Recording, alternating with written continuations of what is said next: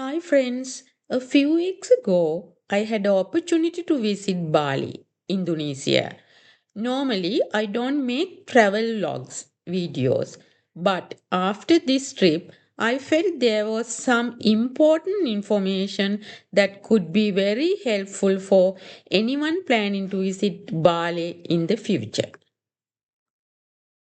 There are few things I learned during my trip that I wish I had known beforehand.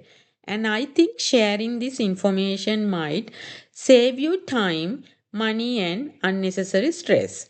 So, before you book your flight and pack your bags, I recommended watching this video all the way through. This video, I will share some useful tips, important things you know before you arrive, and few lessons I learned from my own experience traveling around Bali. Let's get started. My trip to Bali was very quick decision. We only had about 2 or 3 days to prepare. So we packed our bags and headed off without doing too much research beforehand.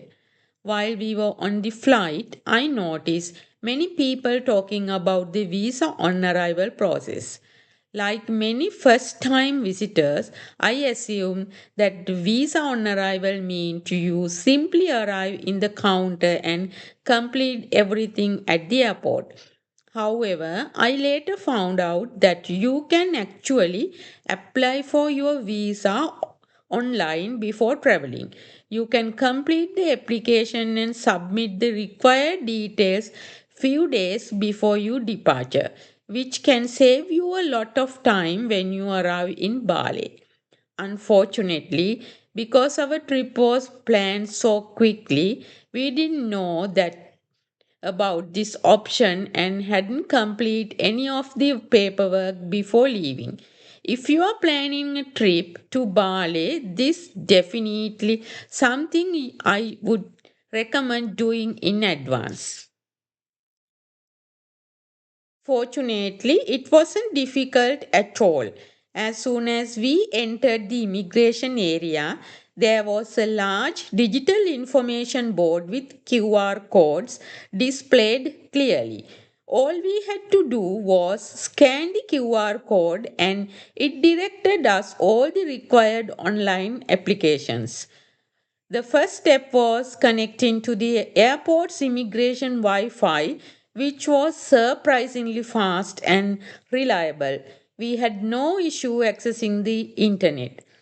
There were few forms to complete, including the visa on arrival application, the arrival information form, and the custom or border declaration. Although it sounded like a lot, the process was very straightforward and easy to follow. For me, it took only about 20 minutes to complete everything. Once all the forms were submitted, I received a confirmation email almost immediately. After that, we simply went to the smart gate, scanned our passport, showed the confirmation email when required, and that was it. We were through immigration and on our way out to the airport.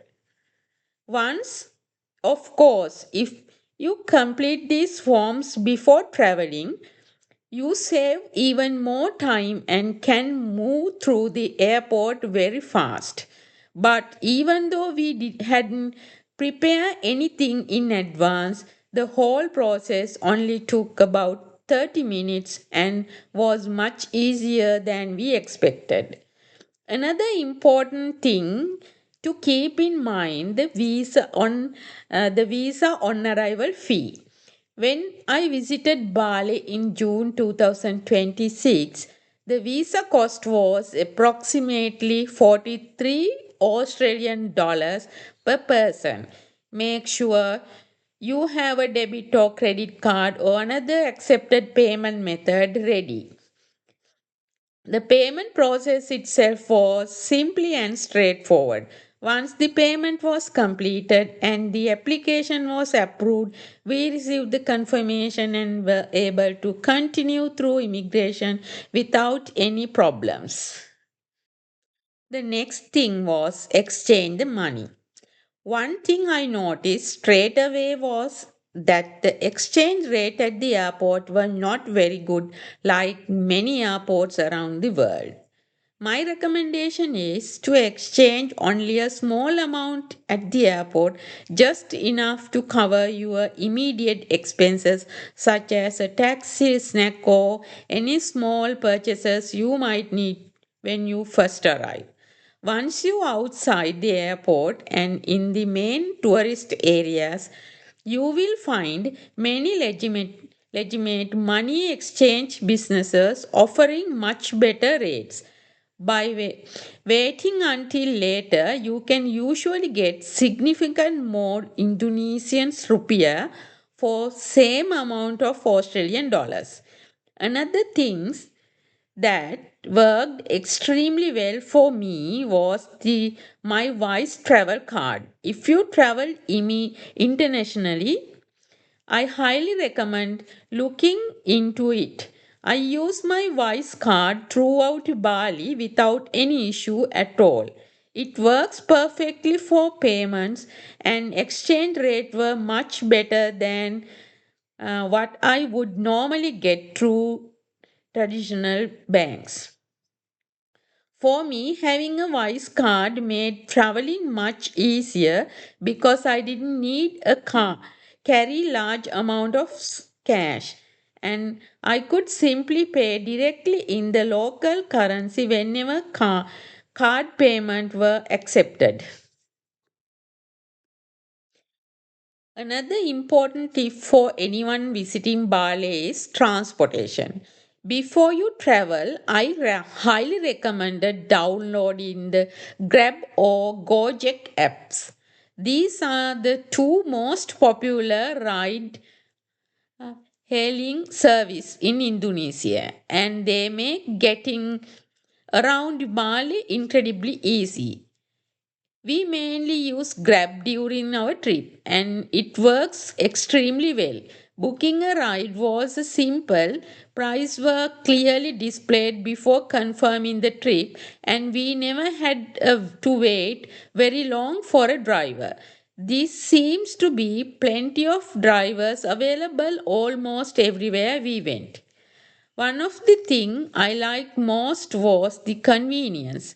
Instead of negotiation price with the local drivers or trying to explain where we wanted to go, we could simply enter the destination into the app and everything was arranged automatically.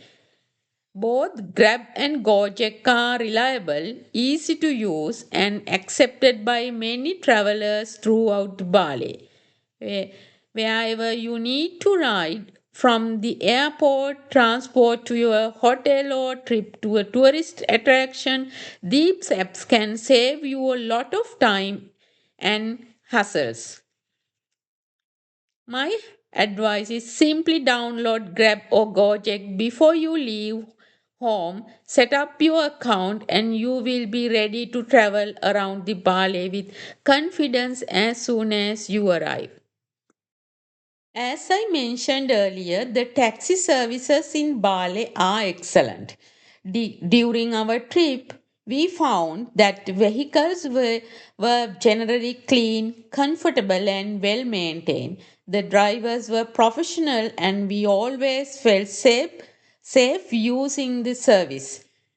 Whether it was a short trip around town or long journey between destinations, the experience was very smooth and reliable.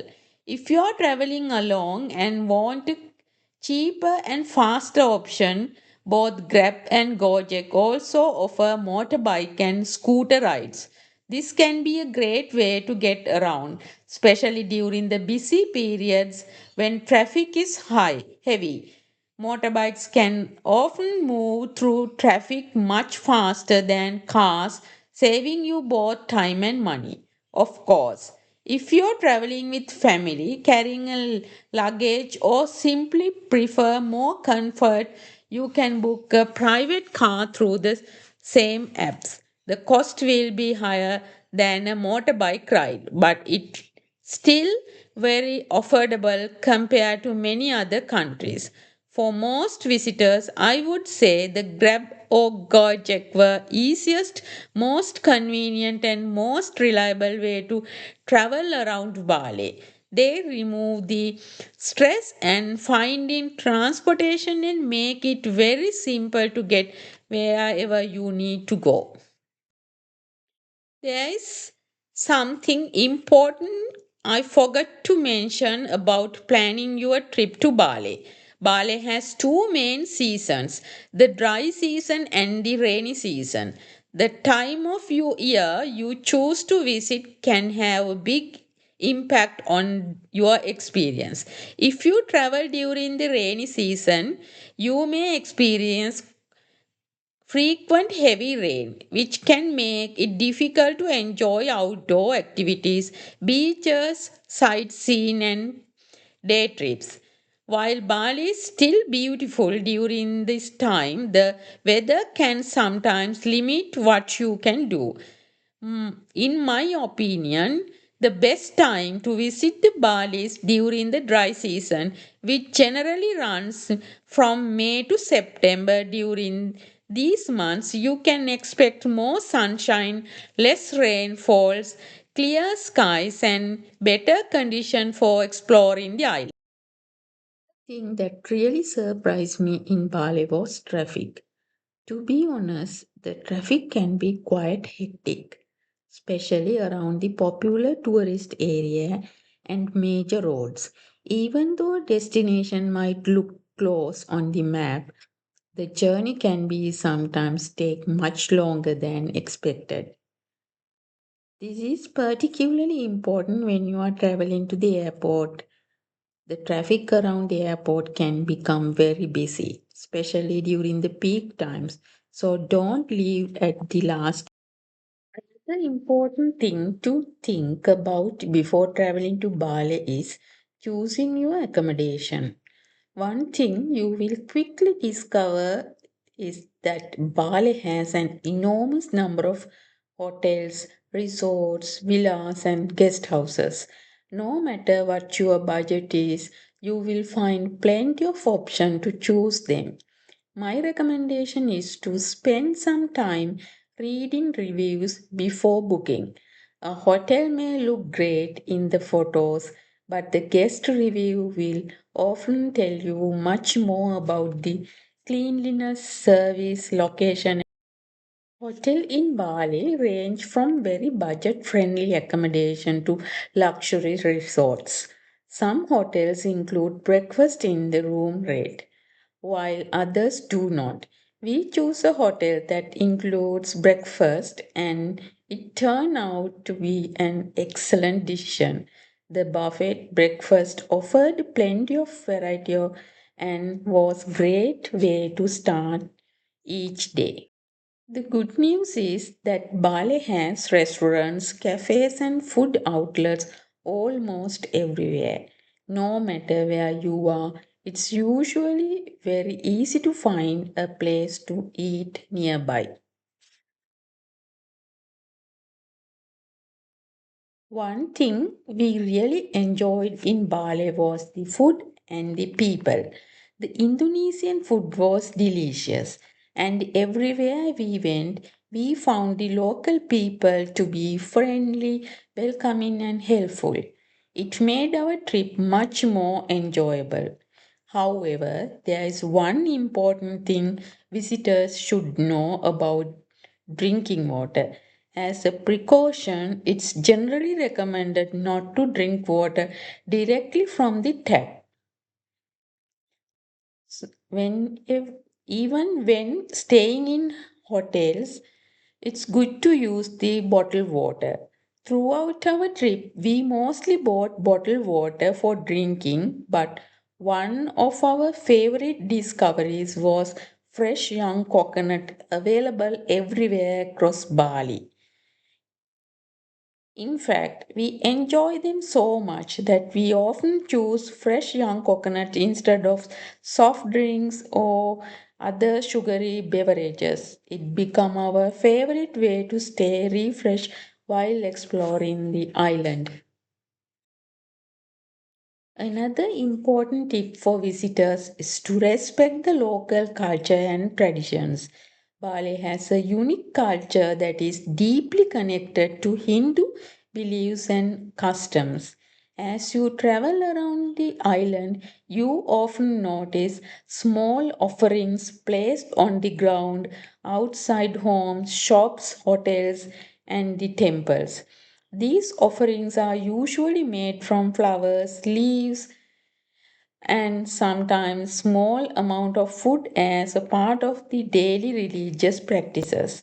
Because of these offerings have important cultural and religious significance, it's important to be mindful of where you walk and avoid stepping on them whenever possible. Showing respect for the local custom is something that is greatly appreciated by the Balinese people.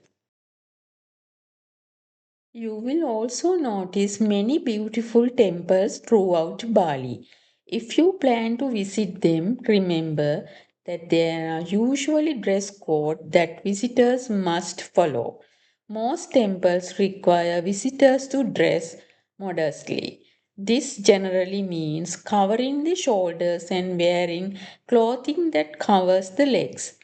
If you are wearing shorts or short skirts or sleeveless top, you may be required to wear sarong or sash before every entering the temple ground. Many temples provide sarongs for visitors, either include with the entrance fee or available for hire at the small cost. It is simple requirement, but it is an important way of showing respect for the sacred nature of these sites. By respecting local customs, dressing appropriately at the temples, and being mindful for religious practices, you will have a much more meaningful experience and help preserve the wonderful culture that made Bali such a special. Since we were staying in Bali for 10 days, we decided to split our stay between two different locations. Looking back, I think that was one of the best decisions we made. Staying in different areas allowed us to experience different sides of Bali and kept the trip interesting. For the first part of our holiday, we stayed in Ubud. Ubud is located inland and is often considered the cultural and countryside heart of Bali. Personally, it was my favorite part of the island. The environment was beautiful, peaceful, and much less crowded than some of the coastal tourist areas.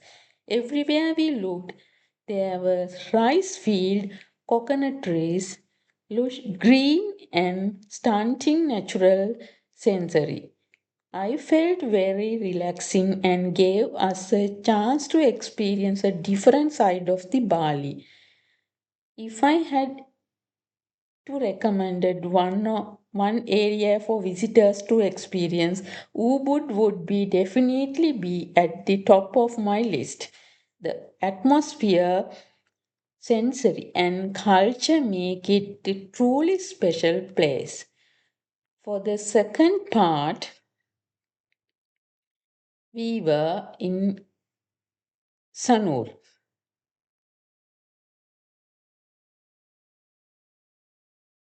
which is much closer to the Denpasar and the airport.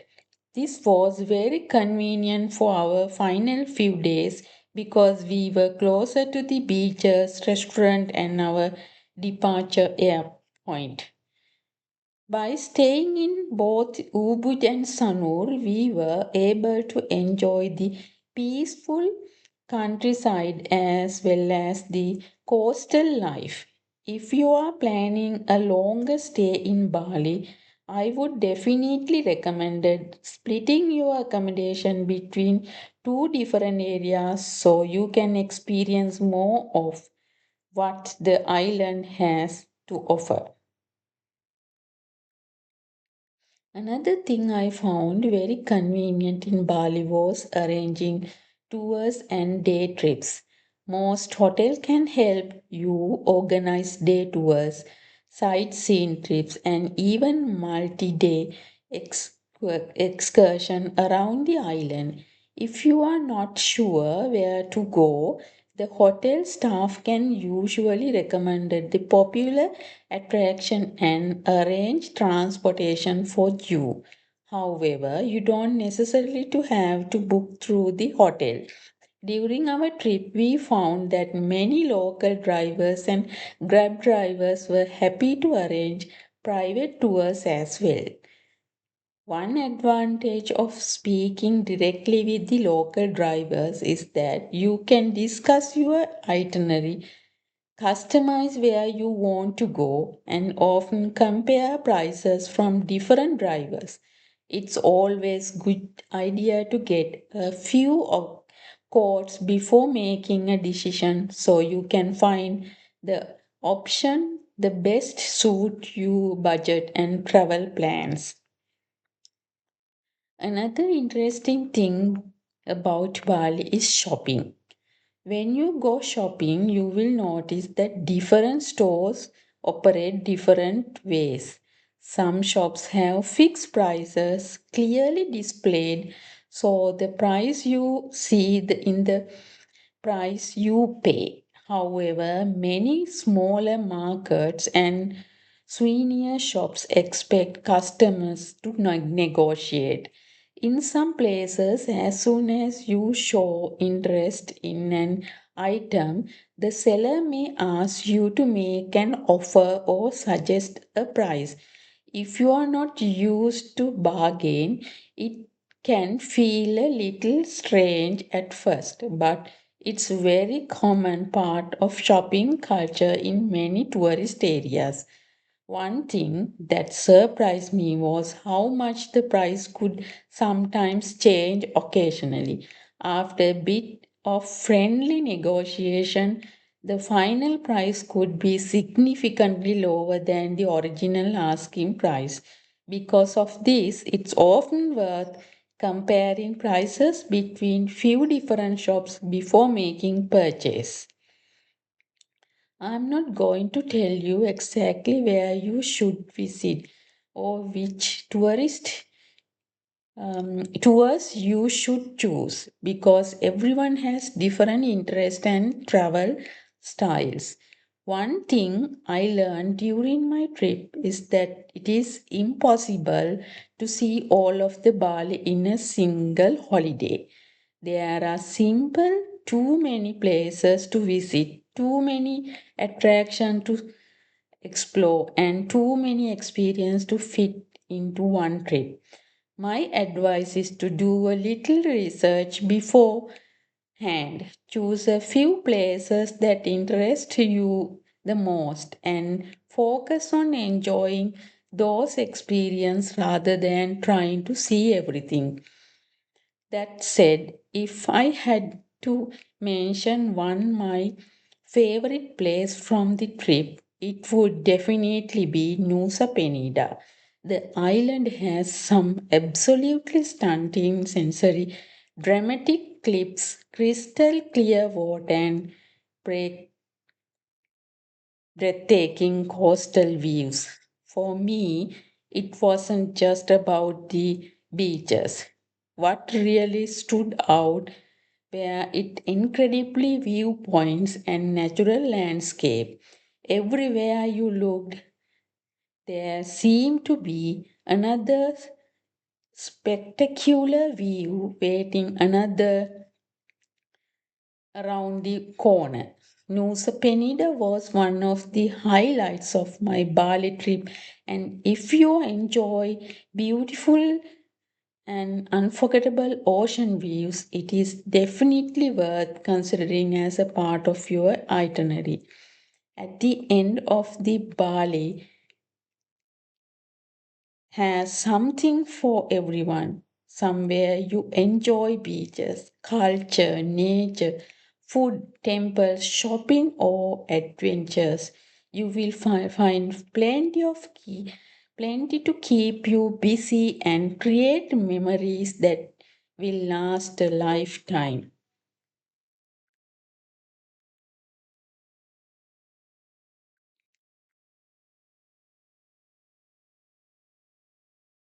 If you are someone who enjoys adventure activities, Bali has plenty of offer. Whatever you're interested in, quad bike tours, water sports, snorkeling, diving, jet skiing, parasailing, rafting, or other outdoor activities, you will find countless options available across the island. One of the great things about Bali is that many adventure activities are easy to find and book. You can simply search online and ask your hotel or speak with your local operators to compare the price and find an experience that suits your interest and budget. There are activities available for all types of travelers, from families looking for a fun day out to thrill seekers wanting something more adventurous. No matter what type of adventure you are looking for, chance you will find it somewhere in Bali. My advice is to spend a little time researching beforehand, read reviews, compare a few operators, and choose activities that match your comfort level and travel style. Whether you want to relax on a beach or spend your days chase, chasing adventure, Bali offers plenty of opportunities to create unforgettable memories.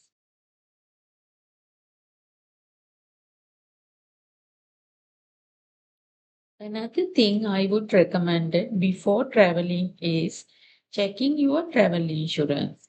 Before purchasing separate travel insurance, it's worth contacting your bank or credit card provider to see whether any travel benefits are already included with your account.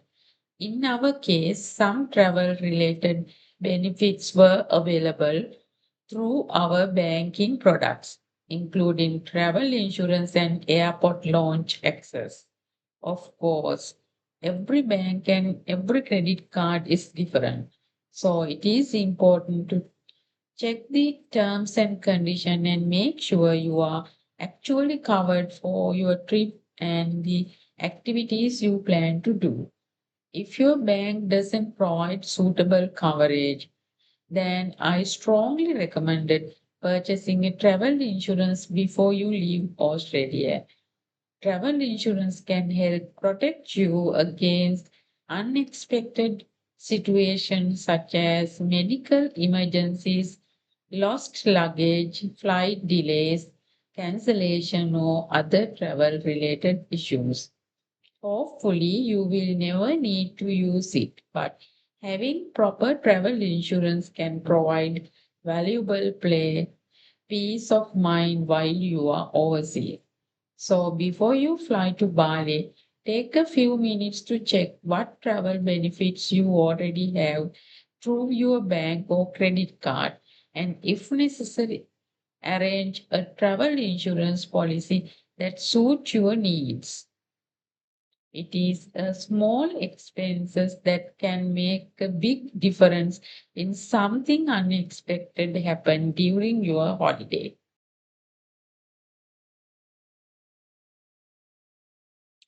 I hope these tips have given a better idea of what to expect when visiting Bali. This wasn't intended to be a full travel guide or a list of every attraction on the island. Instead, I wanted to share more practical information and lessons I learned from my own experience, things that I think are useful to know before you arrive. From visa, transportation, accommodation, and money exchange to the local customers, food and travel tips. These are the things that stood out to me during my trip and made traveling around Bali much easier. Overall, we had a wonderful time. The people are very friendly. The food was delicious. The scenery was beautiful, and there was always something new to discover. If you are planning a trip to Bali, I hope this information helps you prepare and enjoy your holiday even more. If you found this video helpful, please consider sharing with your friends and family who may also be thinking about visiting Bali. It might help them avoid a few surprises and make their trip a little easier. Thank you for watching. I will see you in the next video. Safe travel and enjoy Bali.